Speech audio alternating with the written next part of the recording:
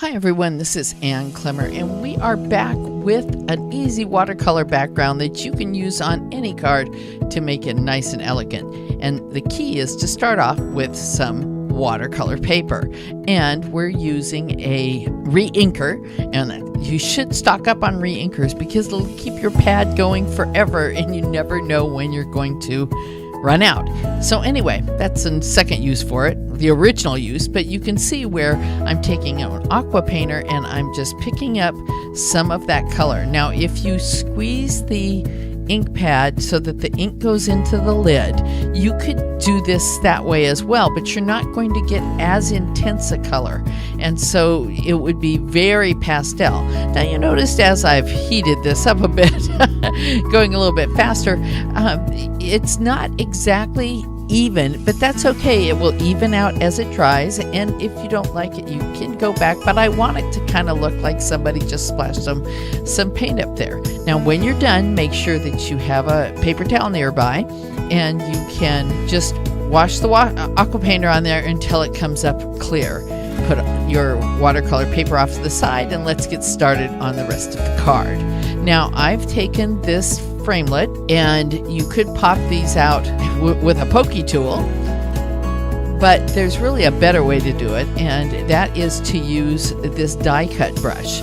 And it comes with a little foam mat, and you would start this even without, you wouldn't have to use a pokey tool at all, except for maybe at the very end if it didn't pop totally. But there you go. It comes out quite evenly, and you want to do that in 3 colors. Now this is Sweet Sugar Plum.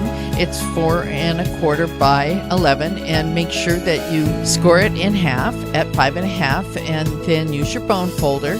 And then I've layered some rich razzleberry on there, and that's 1/4 inch smaller. And then this is just 3/8 of an inch smaller.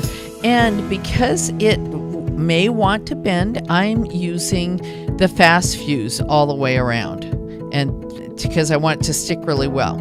Now here I've taken the mint macaron, and I'm just cutting that off because I want to have an idea of where the stem is going to be. And then I'm going to cut the stem off of the rich raspberry and the Sweet Sugar Plum one as well. And your best bet for this is this little silicone mat that Stampin' Up! Sells. And for this bottom one, I am using the fine tip glue pen. Now the biggest thing with the fine tip glue pen is to make sure that you cover it up every single time. I don't know why, but every now and then I forget to put the top back on. And I've already put the stem on using this same adhesive. Now you want to hold it down for a minute and give it a chance to adhere. It's not as liquid, so it doesn't get down into the fibers as quickly. It does dry quickly, it just doesn't get down there as quickly. So I'm doing that, and then I do the same thing with the Sweet Sugar Plum one, and I'm just lay the bone folder across the top and hold it down while I'm working on everything else. And you know, here I'm just gonna go and plot it out. And when you're cutting this mint macaron one, you want to go and make the cut parallel to the inside of that leaf as much as you can, but really it turns out nice to have a little straight, to have it a bit straight so it goes up against the stem. Now you could put both sides on there or just one, but that's pretty much how I did it. I decided on one, but I think 2 would have been great. This is a great card of hope. It's nice and springy. It's great for someone who maybe they have a long illness, or maybe they're just a bit down right now. It doesn't even have to be really a get well card, just a thinking of you card. And then these metallic shapes are really great. You could put just 2 at the bottom as I did here, or else you can put them on top of the part that we washed with the Daffodil Delight.